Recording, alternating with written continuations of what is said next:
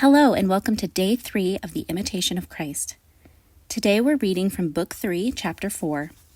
The chapter is titled, We Ought to Walk Before God in Truth and Humility. The theme is Detestation of Sin. Son, walk before me in truth and always seek me in the simplicity of thy heart. He that walketh before me in truth shall be secured from evil incursions, and the truth shall deliver him from seducers and from the detractions of the wicked. If the truth shall have made thee free, thou shalt be indeed free, and shalt make no account of the vain words of men. Lord, it is true as thou sayest, so I beseech thee, let it be done unto me. Let thy truth teach me, let it guard me and preserve me unto a saving end. Let it deliver me from all evil affection and inordinate love, and I shall walk with thee in great freedom of heart. I will teach thee, saith the truth, those things that are right and pleasing in my sight. Think on thy sins with great displeasure and sorrow, and never esteem thyself to be anything on account of thy good works. Of a truth thou art a sinner, subject to and entangled with many passions. Of thyself thou always tendest to nothing. Speedily dost thou fail, speedily art thou overcome, speedily disturbed, and speedily dissolved. Thou hast not anything in which thou can glory, but many things for which thou ought to abase thyself, for which thou art much weaker than thou can comprehend. Let nothing then seem much to thee of all that thou doest. Let nothing appear great, nothing valuable or admirable, nothing worthy of esteem, nothing high, nothing truly praiseworthy or desirable, but that which is eternal. Let the eternal truth please thee above all things, and thine own exceeding great vileness ever displease thee. Fear nothing so much, blame and flee nothing so much as thy vices and sins, which ought to displease thee more than the loss of anything else. Some persons walk not sincerely before me, but led by a certain curiosity and arrogance, they desire to know my secrets and to understand the high things of God. They neglect themselves in their own salvation.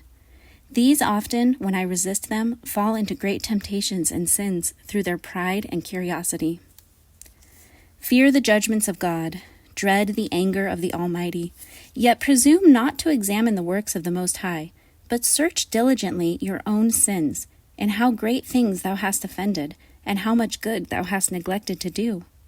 Some only carry their devotion in their books, some in pictures, and some in outward signs and figures. Some have me in their mouths, while there is little of me in their heart. Others there are who, enlightened in understanding and purified in their affection, always pant after things eternal. They are unwilling to hear of earthly things. They grieve to be subject to the necessities of nature.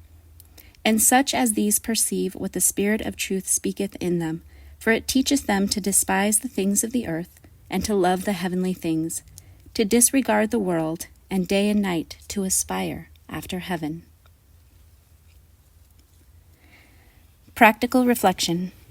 Nothing can more effectually teach thee what thou art than the consideration of your miseries. As thou becomes convinced of thine evil inclinations, so wilt thou not elevate thyself by thoughts of vanity. Happy then the soul that knows itself, that knows and bewails its own miseries, weakness, and evil inclinations.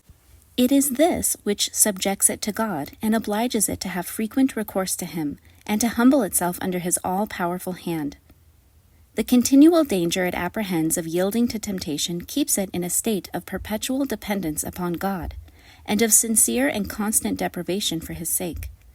Be determined, then, willingly to receive from the hand of God whatever trials he is pleased to send thee, to enter into his designs, and to submit to his good pleasure. Prayer.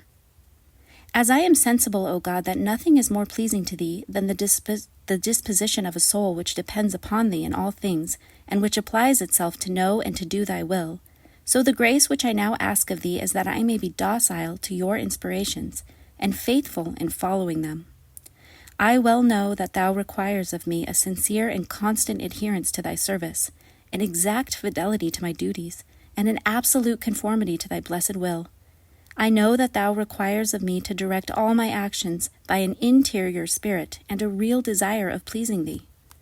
This, above all things, I ask of thee, my God, to be employed only on thee and for thee, to esteem nothing but what is eternal, and to reckon as nothing all that passes away with time. When, O God, shall an interior life, a life of death to all things, a life hidden with Jesus Christ in thee, become my portion, as it is now my desire? Unite my soul intimately to thyself. Captivate and conform my heart in thy love, both for time and eternity. Amen.